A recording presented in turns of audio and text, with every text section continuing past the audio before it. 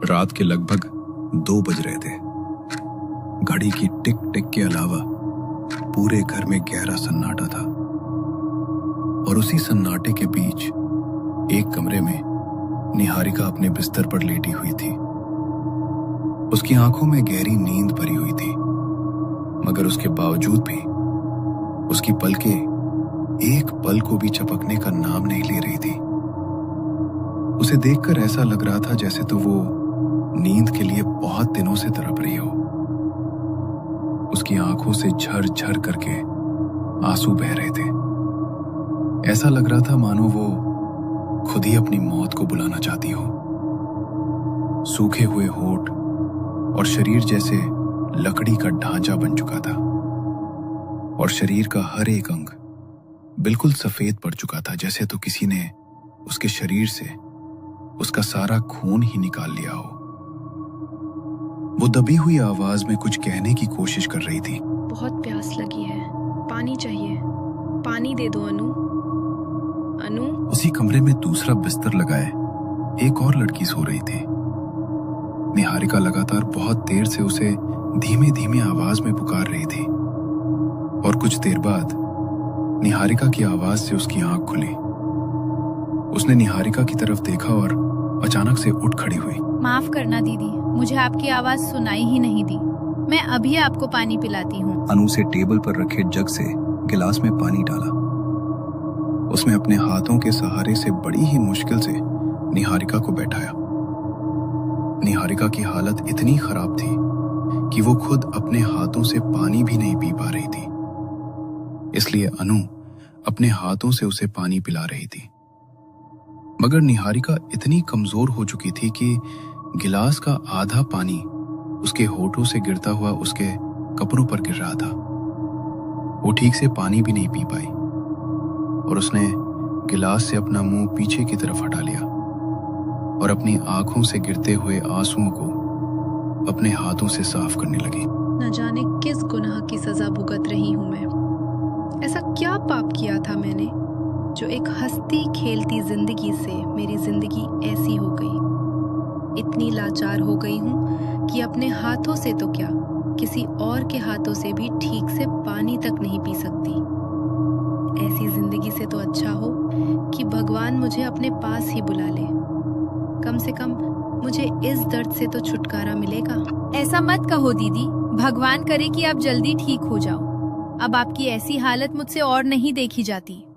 पापा कल दूसरे डॉक्टर को लेकर आएंगे, देखना इस बार आप बिल्कुल ठीक हो जाओगी। अनु ने निहारिका की आंखों के आंसुओं को साफ किया और उसे सहारा देते हुए बिस्तर पर लेटाया। वो उसके बिस्तर पर ही उसके पास बैठकर उसके सर को सहलाने लगी ताकि उसे नींद आ जाए, मगर उसकी आंखों को जैसे बंद होना मंजूर ही नहीं था। वो सोने की कोशिश करती तो उसकी आंखों में ऐसी चुभन होती जैसे कई सौ कांटों को कोई उसकी आंखों में चुभाने की कोशिश कर रहा हो। उसे सहलाते सहलाते अनु को नींद आ गई, मगर निहारिका तो न जाने कितनी रातों से नहीं सोई थी। सुबह हुई तो मिस्टर महेश एक डॉक्टर को घर लेकर आए। अब आप ही कुछ कीजिए डॉक्टर।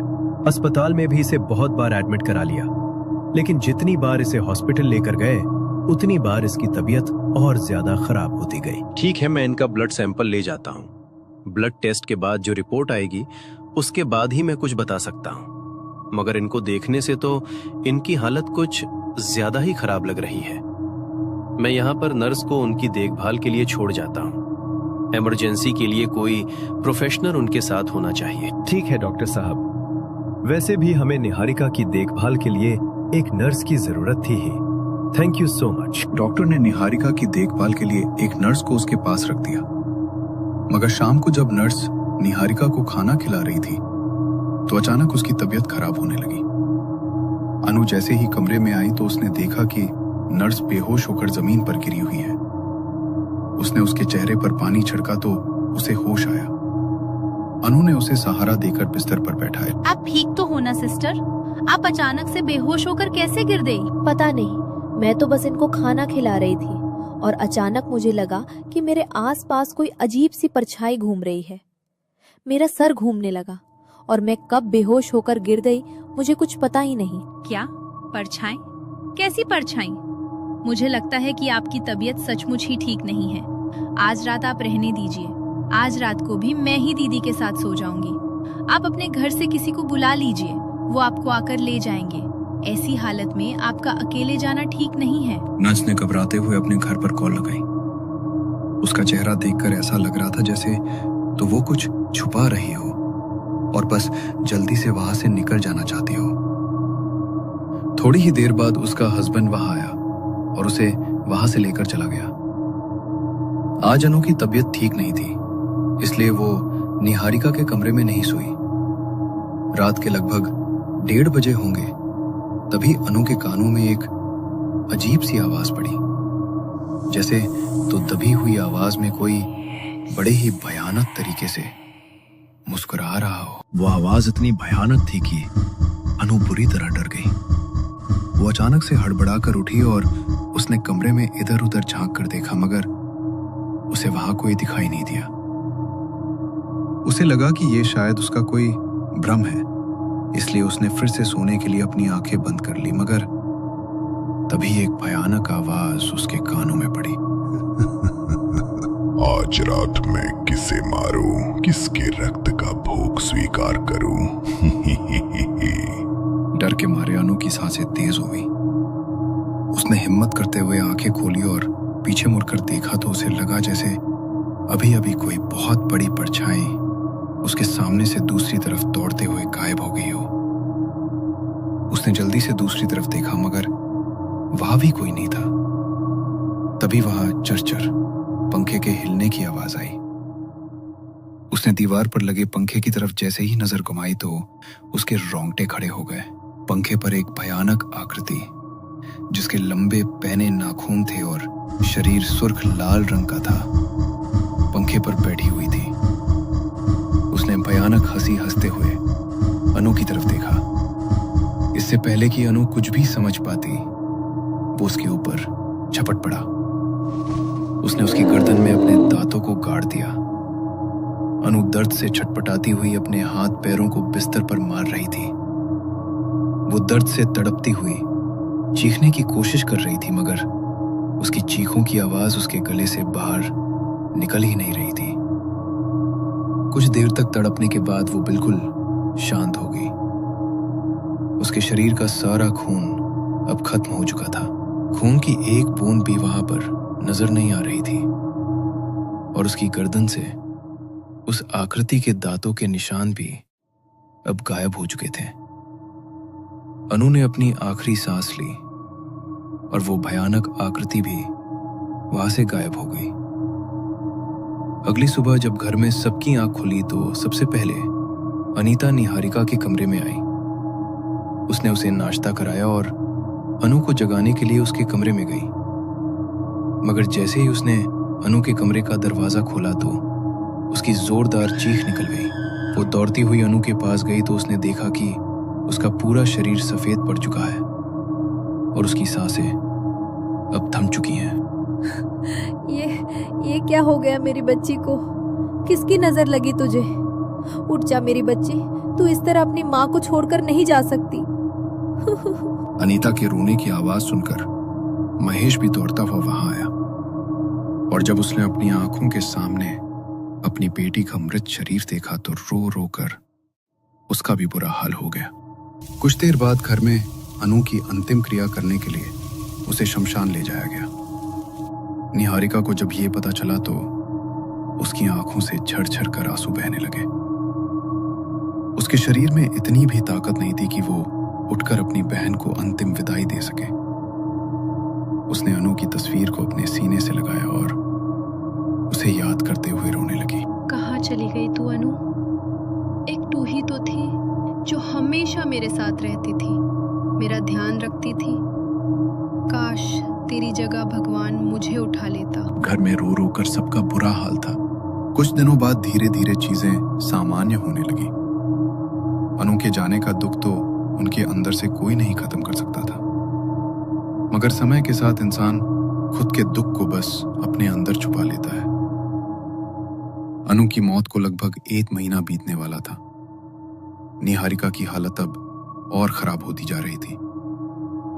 उसके शरीर को साफ करने के लिए अनीता ने उसे बिस्तर पर बैठाया, मगर उसने जैसे ही उसकी चादर की तरफ देखा तो डर के मारे उसका शरीर कांप उठा। निहारिका की कमर का मांस गलने लगा था और उसकी चादर पर उसका मांस खाने वाले कीड़े रंग रहे थे। अनीता ने निहारिका की टी शर्ट को उठाकर देखा तो अनगिनत कीड़े उसकी कमर पर चिपके हुए थे। हे भगवान, तेरा तो पूरा शरीर गल रहा है। समझ नहीं आता ऐसा क्या हो गया है तुझे। भला किसी का ऐसा हाल कैसे हो सकता है? ये कीड़े तेरे शरीर को खा रहे हैं। क्या तुझे दर्द नहीं होता? होता है ना, बहुत दर्द होता है, लेकिन मेरे शरीर में इतनी ताकत नहीं है कि मैं रो भी सकूं। आप मुझे मार डालो, मुझे इस शरीर से मुक्ति मिल जाएगी। हर रोज तड़प तड़प कर जीने से तो अच्छा है कि मैं खुद की इच्छा से अपनी जान दे दूं। ये कैसा दिन आ गया है हमारी जिंदगी में। अनु के खोने का दुख अभी तक मन से उतरा नहीं, और इधर तेरी हालत। मुझे तो लगता है किसी ने तुझ पर कोई काली क्रिया कर दी है। काली क्रिया? अनीता ने जैसे ही काली क्रिया कहा तो अचानक से उसके दिमाग में एक बात आई। अमावस। आज अमावस की रात है, और जिस रात से तेरी तबीयत खराब होनी शुरू हुई थी वो भी अमावस की ही रात थी, और जिस रात अनु की मौत हुई वो भी अमावस की रात थी। कहीं आज भी तो कोई अनहोनी नहीं घटने वाली? न जाने मेरा दिल क्यों इतना घबरा रहा है। ऊपर से ये भी आज घर पर नहीं है। हे भगवान, रक्षा करना। अनीता ने निहारिका को दवाई दी और उसी के कमरे में सो गई। सुबह जब उसकी आंख खुली तो घर में सब कुछ नॉर्मल था। महेश अपने दोस्त के बेटे की सगाई के फंक्शन के लिए शहर से बाहर गया हुआ था। वो सुबह घर लौटने वाला था, तभी घर की डोर बेल बजी। अनीता दरवाजा खोलने गई, लेकिन जैसे ही उसने दरवाजा खोला तो उनके घर के सामने एम्बुलेंस खड़ी थी, जो महेश की डेड बॉडी वहां पर लेकर आई थी।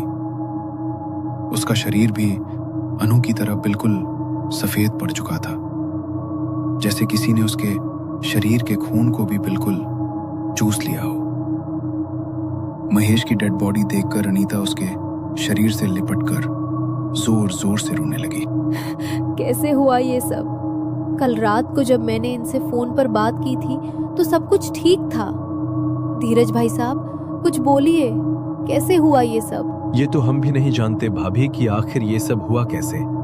रात को महेश बाकी मेहमानों के साथ ही कमरे में सोया था और बिल्कुल ठीक था, लेकिन सुबह जब हमने महेश को देखा तो ऐसा लगा जैसे इसके शरीर का पूरा खून किसी ने चूस लिया हो। हम इसे हॉस्पिटल भी लेकर गए, लेकिन डॉक्टर ने कहा कि इसकी मौत आधी रात को ही हो चुकी है। हम खुद नहीं समझ पा रहे हैं कि सब कैसे हुआ। पड़ोस के लोगों ने अनीता को संभाला और अनीता को ही अपने हाथों से अपने पति की चिता को आग देनी पड़ी।